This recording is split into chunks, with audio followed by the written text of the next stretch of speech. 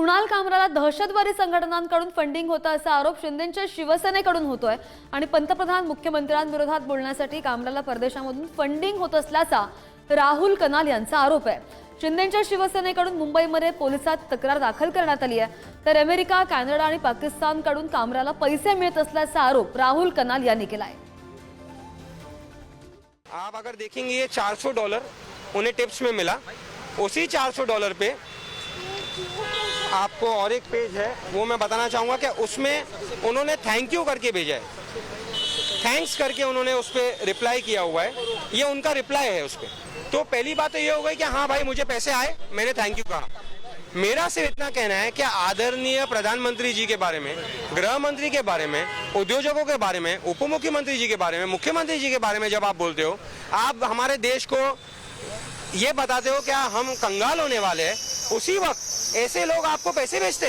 एखाद्याला रिक्षावाला म्हणण्यासाठी जर परदेशात फंडिंग होत असेल तर कठीण आहे बाबा। आम्ही रोज रिक्षावाला म्हणू, आम्हाला कोण फंडिंग करते का बघू।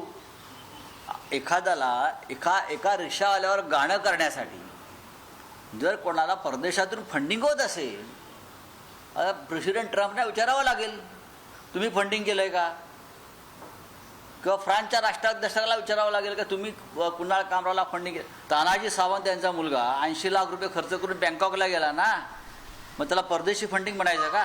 कुणाल कामरे को लाइसेंस नहीं दिया है हर एक के ऊपर। देखो, देश की वित्त मंत्री है, महिला है, उनका जिस तरह उन्होंने टीका टिप्पणी करके अपमान किया है वो संविधान में बैठता है क्या, उसको लाइसेंस दिया है क्या।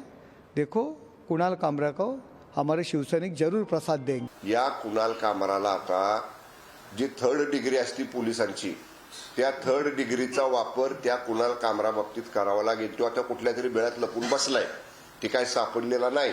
आमच्या शिवसैनिकांनी त्याला उघडा आव्हान, ओपन आव्हान दिलेलं आहे। शिवसैनिक म्हणून जर आम्ही रस्त्यावर आलो तर यो कामरा कुठल्या गल्ली बोळात आणि बेळात जरी लपला असला तरी त्याच्या शेपटाला धरून त्याला फरफटत आणून आपटायची ताकद शिवसैनिकामध्ये आहे। शिवसेना युबीटी नाही, शिवसेना एकच आहे। दुसरी ती गद्दार सेना आहे। मी उघड म्हणतोय ती गद्दारांची सेना आहे। तर त्याच्यामुळे एसनशी जे काय आहे ते एसनशी त्यांनी काय करायचं ते करू दे, ती गद्दार सेना आहे। पण एसनशीची बदनामी झाली असं जर तुम्हाला वाटत असेल तर याचा अर्थ एसनशी गद्दार आहे।